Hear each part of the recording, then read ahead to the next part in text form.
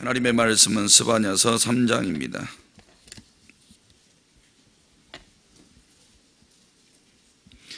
패역하고 더러운 곳 포악한 그 성읍이 화 있을진저. 그가 명령을 듣지 아니하며 교훈을 받지 아니하며 여호와를 의뢰하지 아니하며 자기 하나님에게 가까이 나아가지 아니하였도다. 그 가운데 방백들은 부르짖는 사자요, 그의 재판장들은 이튿날까지 남겨둔 것이 없는 저녁 일이요. 그의 선지자들은 경솔하고 간사한 사람들이요 그의 제사장들은 성소를 더럽히고 율법을 범하였도다. 그 가운데에 계시는 여호와는 의로우사 불의를 행하지 아니하시고 아침마다 빠짐없이 자기의 공의를 비추시거늘 불의한 자는 수치를 알지 못하는도다. 내가 여러 나라를 끊어버렸으므로 그들의 망대가 파괴되었고 내가 그들의 거리를 비게 하여 지나는 자가 없게 하였으므로 그들의 모든 성읍이 황폐하며 사람이 없으며 거주할 자가 없게 되었느니라. 내가 이르기를 너는 오직 나를 경외하고 교훈을 받으라. 그리하면 내가 형벌을 내리기로 정하기는 하였지만 너의 거처가 끊어지지 아니하리라 하였으나 그들이 부지런히 그들의 모든 행위를 더럽게 하였느니라. 나 여호와가 말하노라. 그러므로 내가 일어나 벌할 날까지 너희는 나를 기다리라. 내가 뜻을 정하고 나의 분노와 모든 진노를 쏟으려고 여러 나라를 소집하며 왕국들을 모으리라. 온 땅이 나의 질투의 불에 소멸되리라. 그때에 내가 여러 백성의 입술을 깨끗하게 하여 그들이 다 여호와의 이름을 부르며 한 가지로 나를 섬기게 하리니 내게 구하는 백성들 곧 내가 핥은 자의 딸이 구수강 건너편에서부터 예물을 가지고 와서 내게 바칠지라. 그날에 내가 내게 범죄한 모든 행위로 말미암아 수치를 당하지 아니할 것은 그때에 내가 내 가운데서 교만하여 자랑하는 자들을 제거하여 내가 나의 성산에서 다시는 교만하지 않게 할 것임이라. 내가 권고하고 가난한 백성을 내 가운데에 남겨두리니 그들이 여호와의 이름을 의탁하여 보호를 받을지라. 이스라엘의 남은 자는 악을 행하지 아니하며 거짓을 말하지 아니하며 입에 거짓된 혀가 없으며 먹고 누울지라도 그들을 두렵게 할 자가 없으리라. 시온을 따라 노래할지어다. 이스라엘아 기쁘게 부를지어다. 예루살렘 따라 전심으로 기뻐하며 즐거워할지어다. 여호와가 내 형벌을 제거하였고 내 원수를 쫓아냈으며 이스라엘 왕 여호와가 내 가운데 계시니 내가 다시는 화를 당할까 두려워하지 아니할 것이라. 그날에 사람이 예루살렘에 이르기를 두려워하지 말라. 시온아 내 손을 늘어뜨리지 말라. 너의 하나님 여호와가 너의 가운데에 계시니 그는 구원을 베푸실 전능자이시라. 그가 너로 말미암아 기쁨을 이기지 못하시며 너를 잠잠히 사랑하시며 너로 말미암아 즐거이 부르며 기뻐하시리라 하리라. 내가 절기로 말미암아 근심하는 자들을 모으리니 그들은 내게 속한 자라. 그들에게 지워진 짐이 치욕이 되었느니라. 그때에 내가 너를 괴롭게 하는 자를 다 벌하고 저는 자를 구원하며 쫓겨난 자를 모으며 온 세상에서 수욕받는 자에게 칭찬과 명성을 얻게 하리라. 내가 그때에 너희를 이끌고 그때에 너희를 모을지라. 내가 너희 목전에서 너희의 사로잡힘을 돌이킬 때에 너희에게 천하 만민 가운데서 명성과 칭찬을 얻게 하리라. 여호와의 말이니라. 아멘. 이렇게 고백하시겠습니다. 하나님 사랑합니다. 하나님 사랑합니다. 새벽에도 기도하는 성도들에게 은혜와 복 주시기를 주님의 이름으로 축복합니다. 오늘 본문 1절에서 8절은 포악한 예루살렘이 멸망하겠다고 말씀하고 또 9절은 열방에 대해서 구원을 예언하고 계시고 10절에서 13절은 이스라엘의 남은 자에게 구원을 예언하고 계시고 14절에서 20절은 영적 이스라엘의 구원에 대해서 기뻐하고 있는 장면입니다. 이제 요시야 왕이 종교 개혁을 하기 전에 이제 예언의 말씀을 스바냐가 다 하고 있는 겁니다. 스바냐하고 거의 동시대에 사역했던 선지자가 예레미야 선지자입니다. 예레미야. 스바냐 선지자는 종교 개혁을 언제 단행하느냐? 요시야 왕이 8살에 왕으로 올라가죠. 8살에. 그리고 12년 후 20살이 되던 때에 종교 개혁을 단행하게 됩니다. 그리고 13년 차 종교 개혁이 12년 차에 시작이 되고 13년 차에 에레미야가 예언을 하기 시작하죠. 그러니까 21살 때 예언을 하기 시작하고 요시야 왕이 39살 때 죽게 됩니다. 그러니까 이 에레미야는 참된 개혁이라는 것은 외적인 개혁뿐만 아니고 내면의 개혁이 일어나야 된다. 스바냐는 지금 외적으로 혼합 종교에 빠져 있잖아요. 하나님도 섬기고 우상도 섬기고 이런 데에 대해서 대대적인 개혁을 이제 감행하게 되지요.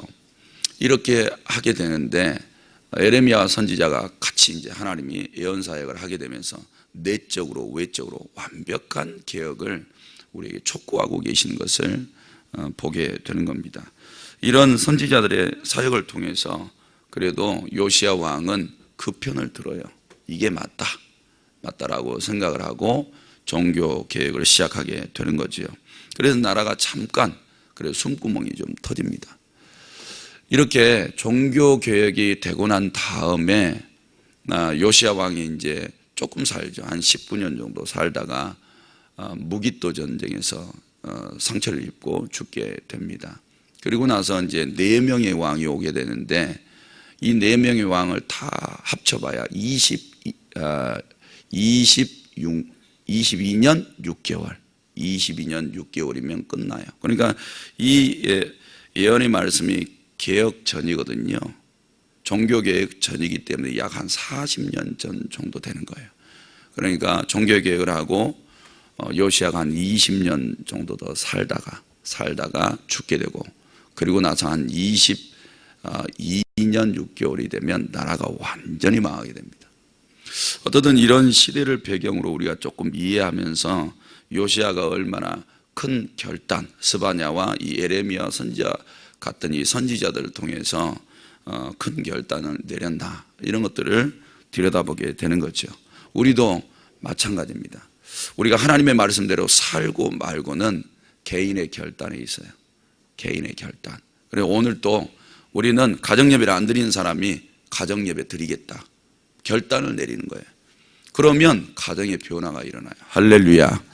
가정의 변화는 게 다른 게 없어요. 기도 안 하는 집이 기도 시작하면 가정의 변화가 일어나요. 새벽기도 안 한 사람이 새벽기도 시작하면 변화가 이미 일어나기 시작한 거예요. 성경 안 읽는 사람이 읽고 못 깨달은 사람이 그게 깨달아져. 성경 깨달는 게 쉽지 않는 거예요. 논리적으로 이해하는 것은 주석봐도 돼요. 근데 그게 영적으로 이해가 가고 하나님이 깨달아지고 이제 그 말씀대로 살아가는 것은 성령님께서 도와주시는 거예요. 성령님. 이제 말씀이 깨달아지고 그게 삶에 나타나서 열매가 되고 지금 하나님이 역사해주고 계신다는 거예요. 사랑하는 성도 여러분, 이렇게 삶의 변화라는 것은 내가 신앙의 중요한 것들을 깨닫고 그것을 실천할 때부터 변화가 생기는 거예요. 요시야 왕이 아무리 스바냐 선지자가 이렇게 개혁하지 않으면 다 심판받는다, 다 죽는다, 하나님께서 이게 심판할 것들 다 얘기했잖아요. 오늘도 조목조목 얘기를 해요. 그러니까 이런 심판이 있을 것을 진짜 믿고 대대적인 종교 계획을 시작하게 됐을 때 요시야 왕 때는 그래도 구원받을 사람들이 생기는 거예요. 사랑하는 성도 여러분, 그래서 오늘 또 나 한 사람의 신앙의 결단이 대단히 중요하게 될 겁니다.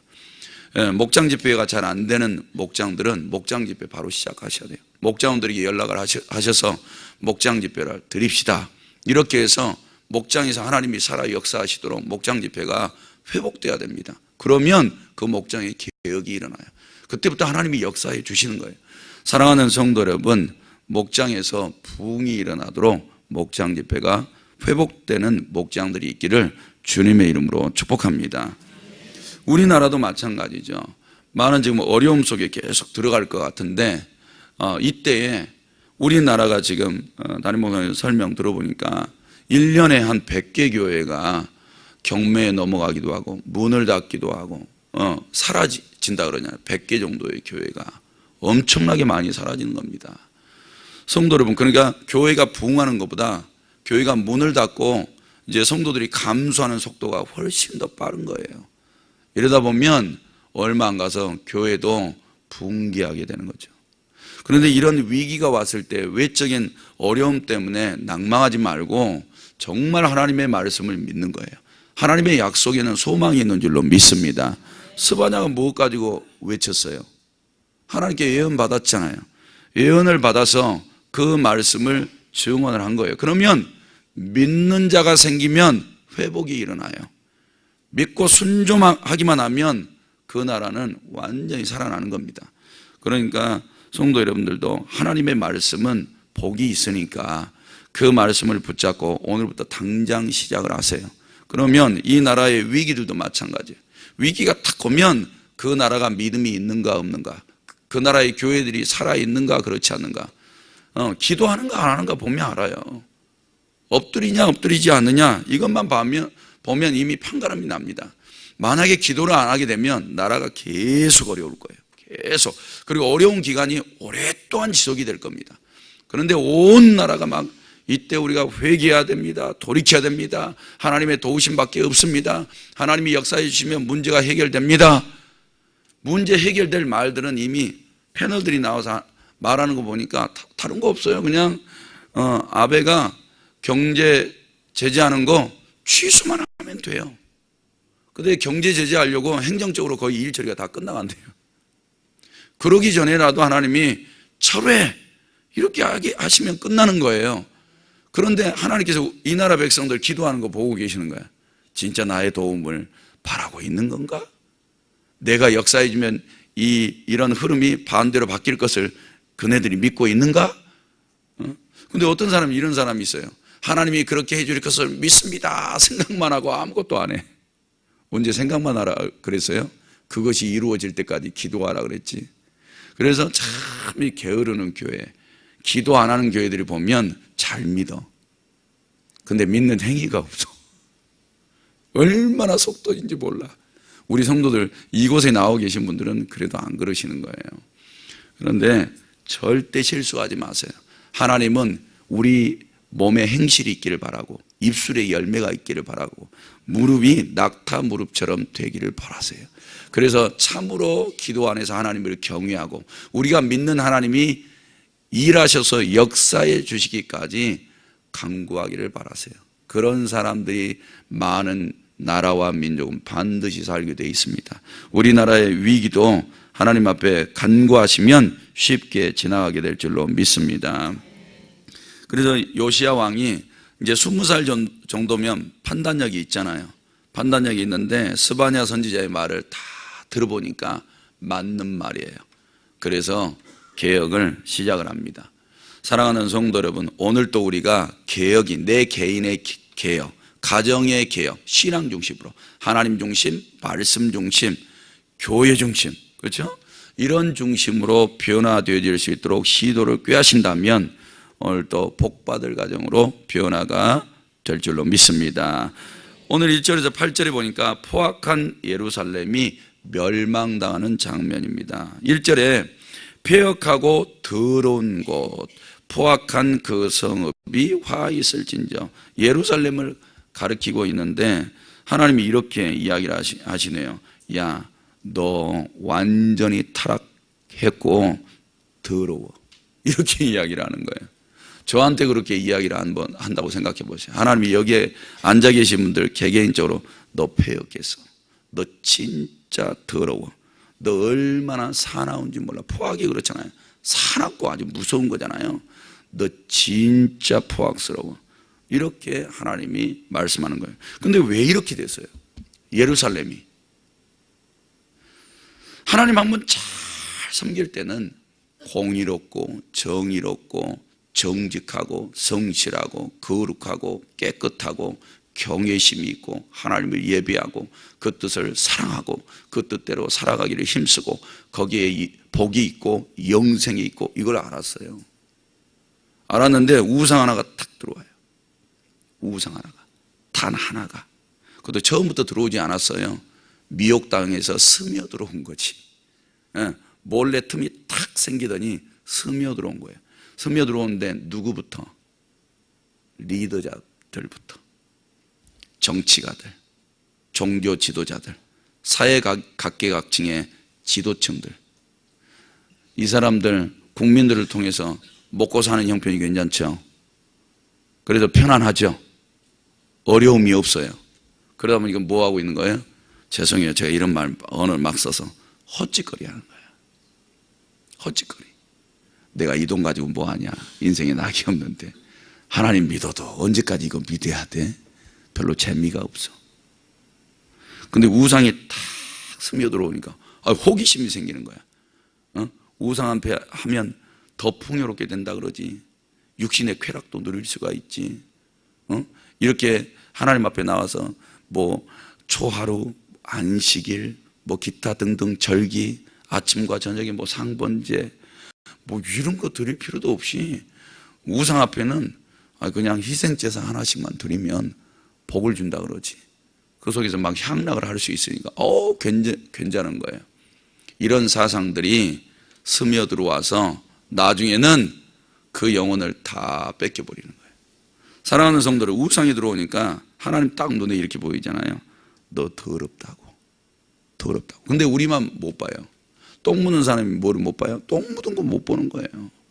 성도 여러분, 이렇게 하나님을 사랑하고 하나님의 말씀대로 살아가는 삶에서 벗어나게 되면 이 우상 하나 때문에 하나님의 예루살렘을 이렇게 보고 계신다. 주의하셔야 돼요.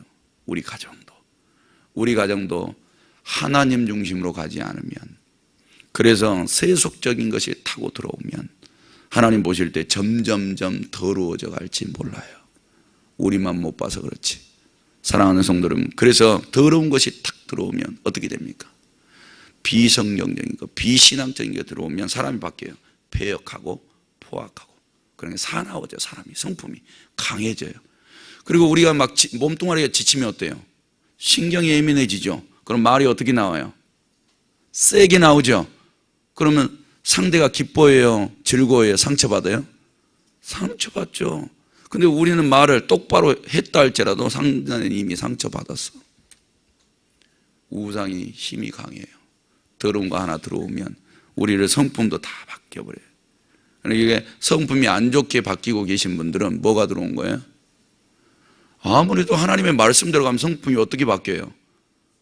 성령님이 들어오셔서 사랑이라고 화평 참음, 양성 충성 온유 절제, 이거 한번 들어와 보세요. 성품이 어떨까? 누가 뺨 때려도요, 다른 쪽 돌려도요, 이쪽도 마저 때리고 가세요. 완전히 성품이 바뀌어버려요. 근데 마귀가 들어오면 안 그래.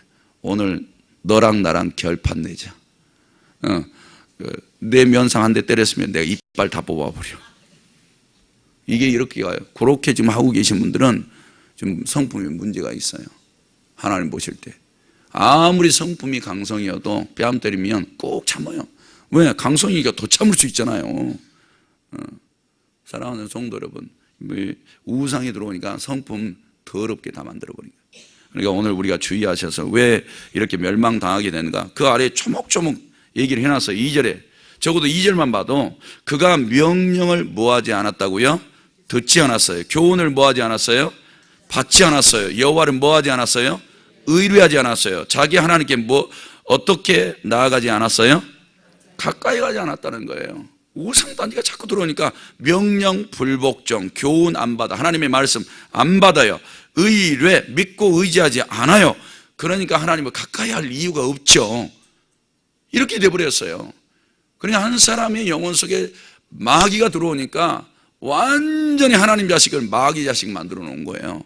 그래서 사람들이 어떻게 바뀌었냐면 3절에 보니까 방백들, 부르짖는 사자처럼 바뀌어버렸어요. 성품이 이렇게 바뀌어버린 거예요. 그리고 재판장들은요, 저녁 일이 아침까지 하나도 남겨두지 않는 저녁 일이, 사람 한번 탁 물었으면 뼈다귀도 안 남겨도, 이런 잔인무도한 저녁 일이처럼 바뀌어버린 거예요. 재판장들이 얼마나 사납고 무서워요. 그리고 선지자는요, 4절에 경솔하고 간사하기까지예요. 이렇게 바뀌어버리다는. 제사장들은요, 성소를 더럽혀요. 율법을 범해요. 여기서부터 이런 문제가 생기고 있으니까 사람들이 어때요? 하나님께서 너희 더럽다라고 말하실 때 그렇게 들을 수밖에 없어요.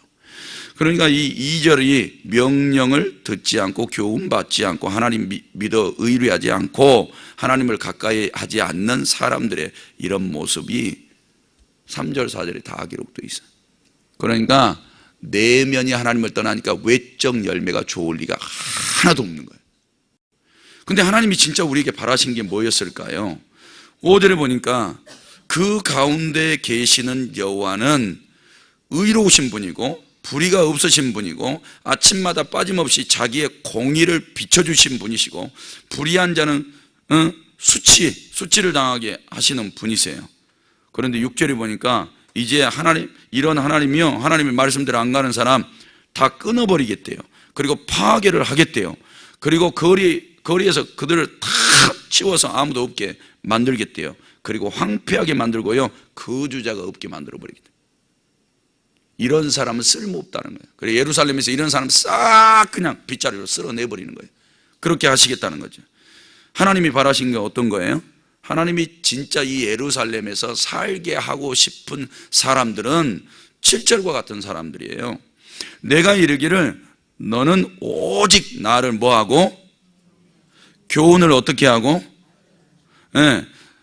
사랑하는 성도 여러분, 하나님을 향한 경외심을 가지고 교훈, 즉 하나님의 말씀을 받아서 그대로 사는 사람, 이런 사람들이 예루살렘에서 살 백성들이지, 이렇게 2절과 같이 반대로 행하고 있는 사람들을 그곳에 두고 싶지는 않다는 거죠.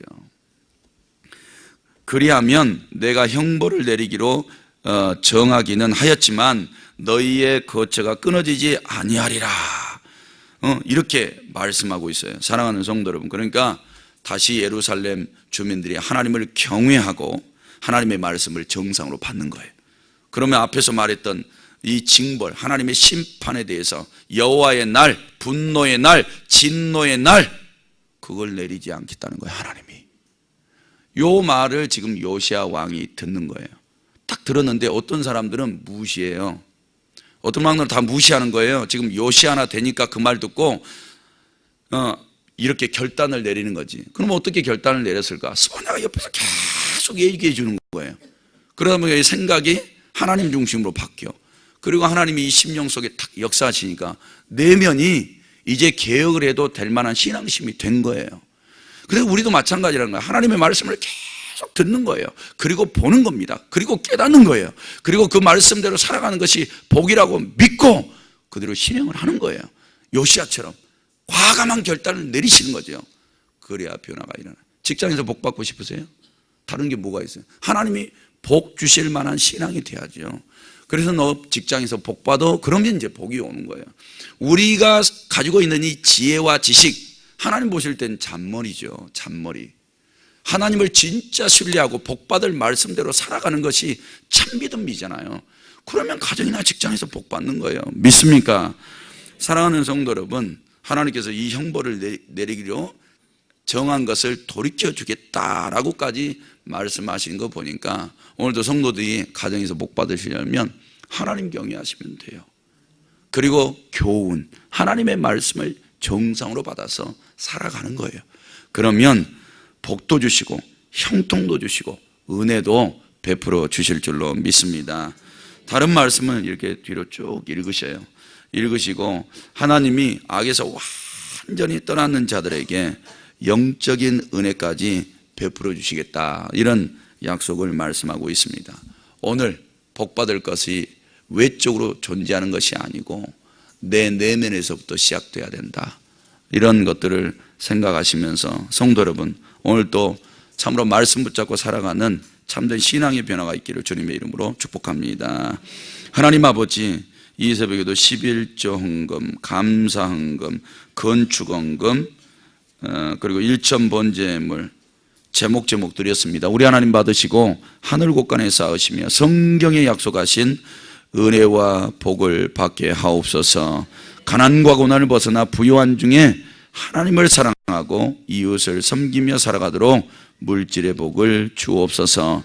이 새벽에도 기도하는 담임 목사님의 기도를 항상 기억하여 주시고 오늘 또 교회와 성도들의 삶에 열매로 나타나게 하옵소서. 예수님의 이름으로 기도드립니다. 아멘. 말씀 생각하시면서 기도하시기 바랍니다.